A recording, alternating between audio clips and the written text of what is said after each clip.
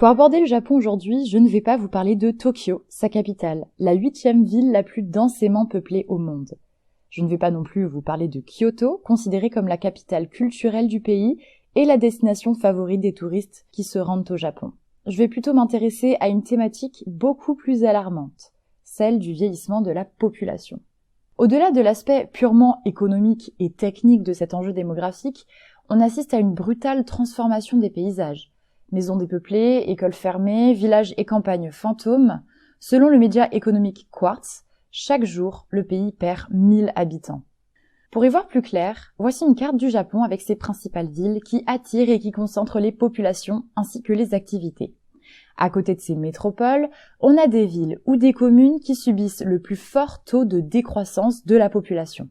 Selon le Bureau de la statistique du Japon, on peut citer celle de Nagasaki, située sur l'île de Kyushu, la plus au sud-ouest des îles principales du Japon, avec une croissance de moins 2,76% en 2015, et la ville de Yokosuka, avec moins 2,81%.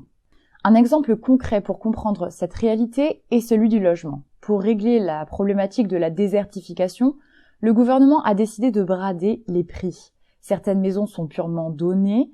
Le gouvernement a par ailleurs déclaré un projet de subvention pour les personnes qui vivent actuellement dans les 23 quartiers centraux de Tokyo et qui acceptent de déménager vers des zones moins peuplées. Bien sûr, les causes sont multiples pour expliquer un phénomène d'une telle ampleur. Pour vous donner quelques chiffres, en 2018, le pays n'a enregistré que 921 000 naissances pour 1,37 million de décès. Ici, ce taux d'accroissement naturel est déficitaire. Il y a en effet plus de décès que de naissances, donc la population décline à un rythme plus ou moins rapide selon les régions. D'ailleurs, selon une étude de l'université de Tokyo, basée sur des données provenant de l'enquête nationale sur la fertilité menée au Japon entre 1987 et 2015, près d'un trentenaire sur 10 dit n'avoir eu aucune relation sexuelle avec une personne du sexe opposé et le nombre d'adultes sans expérience sexuelle au Japon augmente. Pour comprendre les raisons de ce phénomène, il faut remonter un peu plus loin.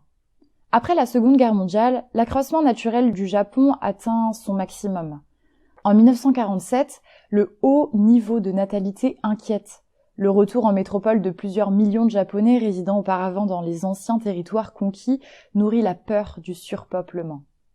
C'est cette crainte qui guide le Japon d'après-guerre à mettre en place une politique de compression démographique qui se traduit par une restriction de la natalité encouragée par le gouvernement. La loi sur l'eugénisme national, promulguée en 1948, met en pratique cette politique. Elle rend obligatoire la stérilisation des porteurs d'un certain nombre de caractéristiques jugées négatives et provoque un nombre considérable d'avortements. Sans surprise, dès la fin des années 40, sous l'effet de cette législation, le taux de la natalité du Japon baisse rapidement. Vient ensuite l'entrée du pays dans ce qu'on appelle l'hiver démographique, c'est-à-dire une version extrême du déclin démographique où le taux de natalité est bien en dessous du seuil de mortalité, ce qui provoque, à terme, une diminution importante de la population puisqu'elle n'est plus renouvelée.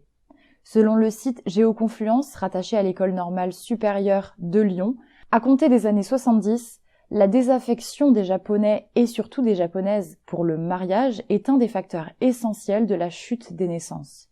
Là où le mariage arrangé est la règle au Japon, les jeunes femmes et les jeunes hommes ne veulent plus se plier à la tradition et beaucoup restent célibataires.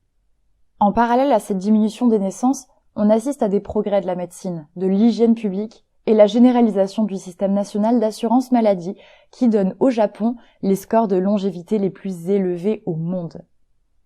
Les conséquences à toutes les échelles sont nombreuses, bien évidemment. Au niveau mondial, le Japon, en perdant progressivement sa population en âge de travailler, a affaibli son influence sur le continent asiatique et a été vite remplacé par l'ambition chinoise. Au niveau national, ce phénomène a aussi un effet cyclique pervers.